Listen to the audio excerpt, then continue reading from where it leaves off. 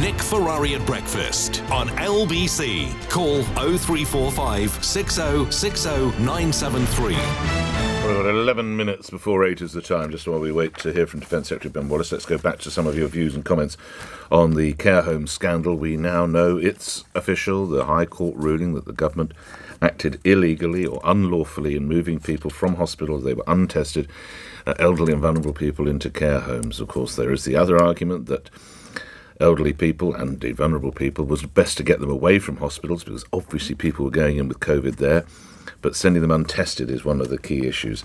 This is what you're saying on the text, tweets and emails. Dave in Dover: my wife runs a dementia care home and never had a single case of COVID during the pandemic. She locked it down like Fort Knox, refused to take anyone who'd been in hospital without a negative test. I assure you, hospitals were trying everything they could think to discharge elderly patients back into the community then as they do now. Well, that's a tremendous success story then that your wife managed to achieve, Dave, so credit to her for that. This same subject, James in Tiverton in Devon: correct me if I'm wrong, but didn't the government blame the care home staff for spreading the problem and letting the patients down? Well, I do remember at the time that we said as and when inquiries, and of course there will still be inquiries into the whole handling of the COVID, and while I think they will feature in favourable terms the way the government was able to get the vaccine, to develop the vaccine and then get it into so many arms so quickly, courtesy in some instances of the military who stepped in, while that is on the positive side without question, you have to say that on the negative side, two big problems was the lack of PPE kit. And in fact, one newspaper, the Daily Mail, bringing in more than the government did for a short time. I mean, that was quite incredible. And then this care home, which it was you that made me aware of that, or made all of us aware of that, with your stories of your, in some instances, elderly relatives, in other instances, just relatives and loved ones being taken in without any form of testing. And clearly it couldn't possibly be right. Same subject. This is from Margaret in Surrey. At the beginning of COVID, no one knew how ill, I think you mean ill, you've put ill, how ill we would all become with it. The verdict is unfair regarding the deaths in care homes. Matt Hancock is not to blame. Well, he did, of course, say, remember he kept talking about that protective ring? And they must have been getting notification of how difficult it was looking. Jerome in Kingston, you mentioned the asymptomatic transmission of COVID and who knew what and when. There was a suspicion of asymptomatic transmission as early as March 2020, but the signs were dismissed in the UK with the argument there's no definitive proof. That's the excuse being used. I remember in the UK, the doctor saying there was no evidence when Olivier Véran, the French health minister, who's also a doctor, said there was high suspicion COVID was being asymptomatically transmitted in schools. He is the man who first flagged the loss of smell and taste symptoms, which was also initially dismissed by the UK. But I didn't know that was dismissed. There's a link from a French government website dated March 4th, 2020, where they are talking about care homes and the need to be extremely vigilant when children are visiting, because children are likely to transmit the virus and be asymptomatic. Well, thank you, Jerome. You've certainly done a lot of research and you've given me that link. I will have a look at it later. I don't have time to open it now, obviously, because we're talking about it. But that would seem to say, again, that the government should have behaved in a better fashion. This comes in from Sally. Regarding your comment on Patrick Vallance warning the government, check Twitter. The Health and Social Care Committee reporting on the 5th of May directly from him, and in fact read the further comments from Jenny Harris, no fan of the government. He makes a reference to it having an impact. Care homes are a bit different. They both say that until the end of the pandemic, we won't really be able to understand how COVID works. I'm no stooge, right, Sally, but hindsight is a wonderful thing. This obsession with judicial reviews and court cases and the desire to blame people for an unknown virus where everyone makes the same mistake is simply wrong. OK, that's a lengthy conversation to which we might return, but let's go now to the story that I mentioned. It's leading the LBC website and it leads the Times. The possibility that the Ukraine war could carry on for years, possibly even 10 years. This coming from the Foreign Secretary, Liz Truss. Defence Secretary Ben Wallace joins me now. Good to have you on. Do you concur with your senior colleague, Secretary of State? Good morning. Good morning, Nick. Well, look, certainly if Russia recognises that it's losing, it could do another strategy, which is to effectively dig in, fortify what it's got. make it some form of frozen conflict. And if you cast your mind back to 2014, having invaded illegally Crimea and the Donetsk, it basically set up a line of defences and hunkered down and used snipers to just pick off members of the Ukrainian army. 11,000 actually were killed over those sort of last 8 years. So it could definitely do that and turn it effectively into a sort of slow-moving, frozen occupation, like a sort of cancerous growth in Ukraine. And I think that's why it's very important that we assist the Ukrainians get the limpet off the rock, effectively, make sure they don't put down their roots and try to dig in. And the reason the Russians have been desperately fighting for Mariupol, which they will boast and say today that they have captured, they still don't have total control of that town, some 60-odd days into the conflict, but is because they are trying to secure the nearly 400 kilometres of road from the Russian border to Crimea to link up the two areas they invaded in 2014.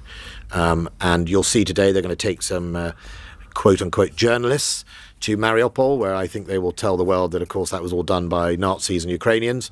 Of course, you won't be allowed to go because anyone who has a different opinion will not be allowed. But then they will have a very difficult challenge over the next few months or years, which is how do you actually hold a road that is that long? Let's go to Russia. We're, 9-10 days away from what normally is their big parade day. They remember their past victories. What do you think they've got planned? How do you imagine they're going to reference the Ukraine war in 10 days' time, Secretary of State? Well, I think we've seen a number of statements from Putin recently about this is becoming a war, this is a proxy war, which it isn't, this is, everyone, Nazis are everywhere, basically. It's not just in Ukraine, the NATO is full of Nazis. And I think what he's going to try and do is he's going to move from his quote-unquote special operation. He's been rolling the pitch, laying the ground for being able to say, look, this is now a war against Nazis, and what I need is more people. I need more Russian cannon fodder, basically. His generals have led so many to their deaths already that I would not be surprised, and I don't have any information about this, that he is probably going to declare on this May Day that we're now at war with the world's Nazis and we need to mass mobilize the Russian people, which is actually a pathetic attempt to cover for the fact that that actually his generals have sent thousands of men to their deaths because of their incompetence and arrogance and his ego. And I think that's what we're seeing. I mean, the saber rattling is actually quite consistent. He might use different words, but he's been banging on like that for a good few weeks now. I think that's what he's teeing up, because actually to mass mobilize the Russian sort of reserves is an admission of failure, from a man who thought he'd get Ukraine in a couple of days. So he's going to try and link it, I think, with the Second World War and make out. And he, if you want to read a disturbing piece of writing, he wrote an article in 2020 about the Soviet Union's role in the Second World War, and that basically they saved the world and it was nothing to do with us. He completely lost out the massacre of Polish officers, and 20,000 of them, I think, by Russians. He forgets Britain was on its own from 39 to 41. That they don't count. So that's the delusion this man's in. Revisionist history. If we come up to date, or at least to yesterday, he promised to use weapons in a lightning strike against anyone who interferes with his plans in Ukraine. Should my listeners be concerned? Do you feel rattled by Putin's threats, Secretary of State? I don't feel rattled by it because we have strong armed forces and nuclear deterrent, and we're part of a nation, a NATO partnership of 30 nations who outgun him, outnumber him, and have potentially all the capabilities at our disposal. So I don't fear him. I think we should be very grateful in this country that we have a nuclear deterrent. I think that is a really important part of his calculations. There are many, as we know, who wanted to get rid of it over the years. I am very grateful that he, somewhere under the sea, some amazing men and women are deep underwater, hiding, waiting in case Britain needs protected. I think that's important. But do you think he will go nuclear, Mr. Wallace? I don't think he will. I think the biggest challenge of my job is those judgments, is the calibration of our assistance to Ukraine, where the consequences are real. I think there are very few decisions. I remember Margaret Thatcher sent a task force to the Falklands. She didn't really know the outcome of that. Winston Churchill, in his time, when he decided not to sue for peace, took a decision. it's nothing on that scale for us, but it is clearly we're dealing with a very unpredictable man who is behaving often irrationally. What is the case is usually his decisions backfire. So his so-called lightning invasion of Ukraine hasn't gone too well, and his sort of strategic boasts of bullying. So yesterday he announced, I think, cutting off gas to Bulgaria and Poland. Well, Bulgaria was one of those countries that right up until the threat and yesterday were sort of on the fence because they had a government that was split. Well, that's had a complete backfire. Bulgaria said, OK, well, if you're going to switch off my gas, we're going to support Ukraine. So he makes massive strategic blunders. Look at Finland and Sweden potentially joining NATO, all the things he doesn't want. And I think what we mustn't do, and we must do all the efforts we can to get the truth into Russia, is let him repaint this as somehow him against the Nazis and that he's the virtuous. Last couple of points, 2 other matters. Do you think Durham Police needs to take another look at whether Sir Keir Starmer had friends with him when he had a slice of pizza and a beer?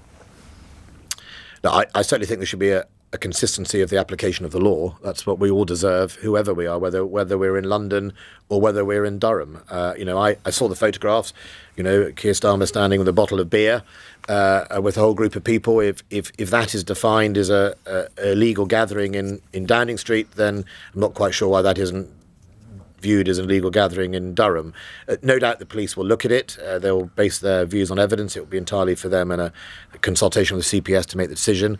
But I think overall, it's one of the big challenges with COVID. And we've obviously had yesterday, the ruling in the High Court about Matt Hancock and care homes. And I think it's very easy in hindsight to forget, all of us were trying to do our very best. All of us, from the most junior nurse to the most senior politician, people were trying to find a way through a pandemic of a virus we didn't really know the details of how to treat and how to deal with it. And in hindsight, there will be lots of lessons, which is why we're having an inquiry. But, it somehow, the danger is we somehow get into a narrative if it was all deliberate and everyone wanted people to suffer. No one did. All right. I mean, Mr. Hancock had an interesting way of dealing with stress at some times during that time. Lastly, it's reported that a Conservative MP has possibly been viewing porn while in the House of Commons. Were this to be the case, he should lose his seat, shouldn't he? Well, who loses the seat is a matter for their constituents. We, in our system, quite rightly, he should lose the whip. He could lose the whip. No, I say he should. Well, let's see if the cases prove. I certainly think it's unacceptable to look at pornography in the workplace. Whether you're in the House of Commons or whether you're in the BBC, you shouldn't be looking at pornography when you're paid to do another job. So I think first and foremost, if it is found or proven, then the person should be disciplined. It's unacceptable.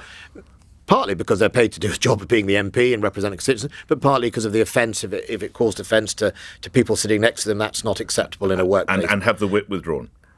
I think that's one of the sanctions. I think we'll leave it to the investigation. It could be worse. I mean, if the Commons authorities feel it is egregious enough, he could end up having a recall petition in his constituency or be suspended from Parliament. There's lots of different ways, but withdrawing the whip is a certain possibility.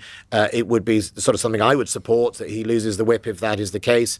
But let's see how the facts develop in the investigation. Always grateful for your time. Thank you, Defence Secretary Ben Wallace, appearing here on LBC, where at 2 minutes after 8, Thomas Watts has the latest news headlines. On your radio, on Global Player, and Play LBC. leading Britain's conversation. This is LBC. From Global's newsroom, the Foreign Secretary Liz Truss has used a major speech to say Russian forces must be pushed out of the whole of Ukraine. She's described a victory for Kiev as a strategic imperative, in the strongest indication yet of the UK's objectives for the war. Ms Truss has also warned the conflict